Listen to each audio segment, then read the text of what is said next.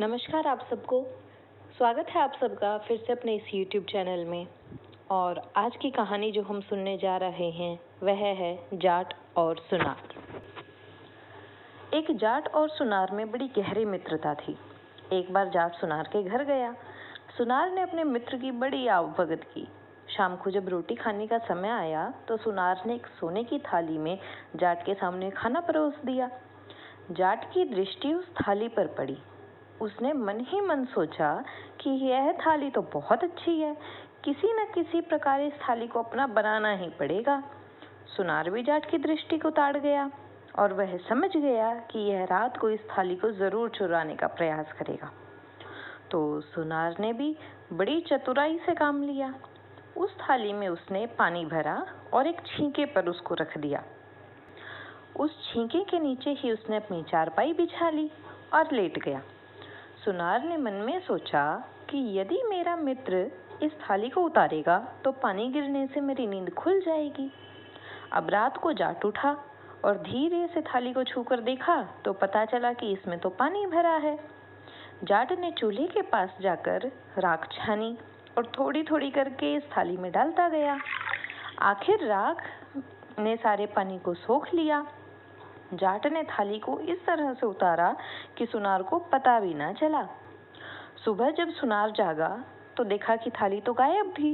जाट ने वह थाली रात को ही गांव के बाहर एक पानी के गड्ढे में छुपा दी थी और इस दौरान उसके पैरों पर पानी और गीली मिट्टी का निशान बन गया था।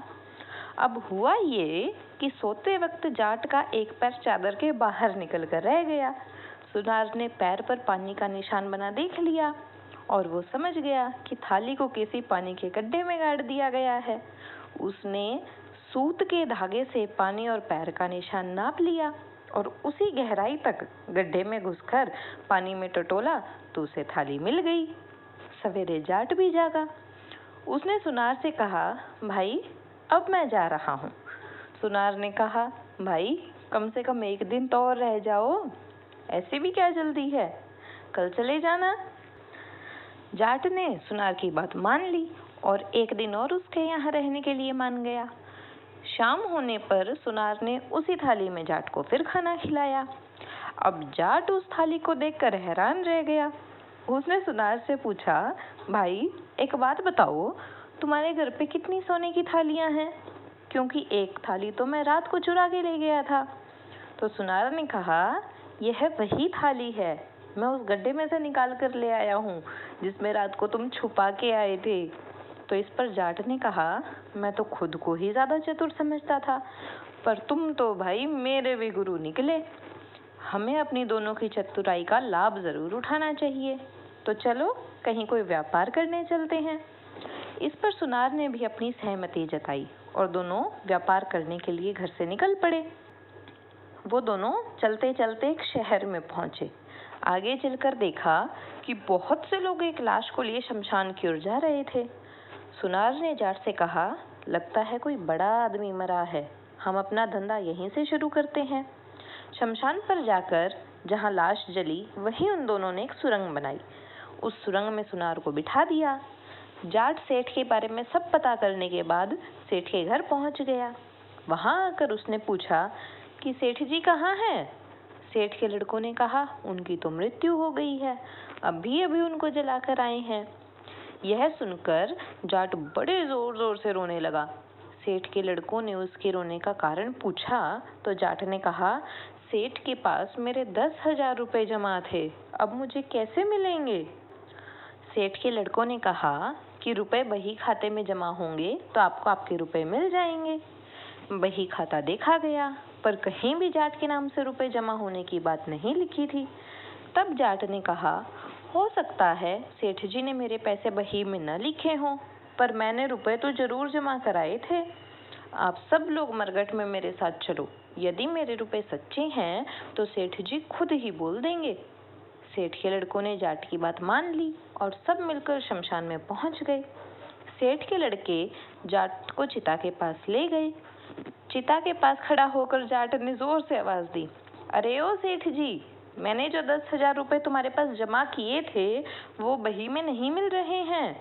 अगर मैं सच बोल रहा हूँ तो हाँ बोल दो, नहीं तो ना बोल दो। चिता के पास सुरंग में बैठे सुनार ने आवाज लगाई, बच्चों, इस आदमी के पैसे मेरे पास जमा थे, इसका 1 पैसा चुका देना, नहीं तो मुझे नरक में जाना पड़ेगा। सेठ के लड़कों ने इसे अपने पिता की आवाज समझा और घर आकर जाट को 10,000 रुपए दे दिए। अब रुपए पाकर जाट ने सोचा कि सुनार को मरने दो, सब रुपए अपने ही घर ले चलूं। इधर सुनार ने भी सोच लिया कि वह इतने सारे रुपए लेकर मेरे पास तो बिल्कुल भी नहीं आएगा, अब तो कोई और ही उपाय सोच लेना चाहिए। सुनार ने बहुत ही अच्छे और कीमती जूते खरीदे। जूतों को लेकर वह उसी रास्ते पर गया जो जाट के गांव को जाता था। सुनार ने रास्ते में एक जगह पर उस जोड़ी में से केवल एक जूता गिरा दिया, दूसरा जूता आगे चलकर कोई 100-200 गज की दूरी पे गिरा दिया और खुद छिपकर एक जगह पर बैठ गया। जाट रुपयों की गठड़ी लेकर आया। उसने रास्ते में पड़ा एक जूता देखा। जूता उसको बहुत पसंद आया, पर एक जूते का वो करता भी क्या, छोड़ के आगे चला गया। आगे जाकर दूसरा जूता भी उसे रास्ते में पड़ा हुआ मिला। जाट ने सोचा, ये जूता तो उसी जूते के साथ का है। यह सोचकर उसने रुपयों की गठड़ी तो वहीं रख दी और उस पहले जूते को लेने चला गया। इधर वह जूता लेने गया और उधर रुपयों की गठड़ी को उठाकर सुनार अपने घर आ गया। सुनार ने अपनी स्त्री को सारी बात कह सुनाई और उसे समझा दिया कि यदि वह जाट आए तो उसे मेरे बारे में कुछ भी मत बताना। मैं एक कुएं में जाकर छिप जाता हूँ, तुम कुछ दिन तक मेरा खाना वहीं पहुंचा दिया करना। यह कहकर उसने वे रुपए एक बर्तन में रखकर आंगन के बीच में गाड़ दिए और वह एक बिना पानी के कुएं में जाकर छिप गया। उधर जाट जब पहले जूते को लेकर लौटा तो वहां रुपयों की गठड़ी नहीं दिखी। उसे यह समझते देर नहीं लगी कि यह सब सुनार की करतूत है। जाट सीधा सुनार के घर पहुंचा। सुनार के स्त्री ने जाट को घर आया देखा तो बोली, मेरे पति को कहाँ छोड़कर आए हो? वो तो तुम्हारे साथ ही गए थे ना? जाट ने उत्तर दिया, क्या वह अभी तक घर नहीं आया है? सुनार की स्त्री ने कहा, नहीं, वह अब तक घर नहीं आए हैं। जाट समझ तो गया कि सुनार की स्त्री झूठ बोल रही है। वह आ जरूर गया है, किंतु उसके पास अब कोई चारा नहीं था। पर उसने निश्चय कर लिया कि जब तक कुछ पता नहीं चलेगा वह जाएगा नहीं। सुनार की स्त्री रोज खाना बनाती, खाना लेकर सूखे कुएं में कान्हा देती और फिर दूसरे कुएं पर से पानी भरकर आ जाती। यह उसका रोज का काम था। इस प्रकार कई दिन बीत गए।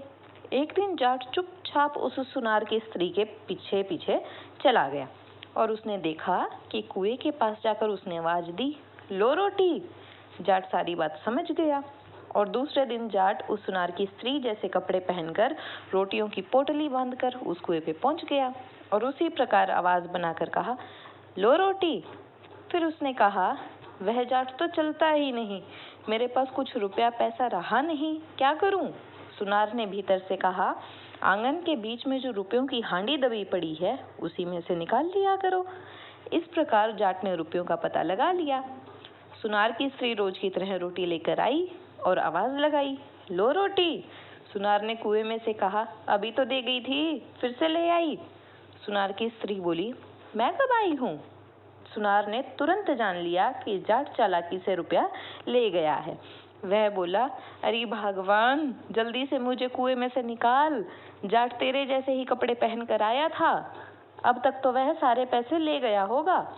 घर आकर उन्होंने देखा कि आंगन तो खुदा हुआ पड़ा है और सारा धन गायब है।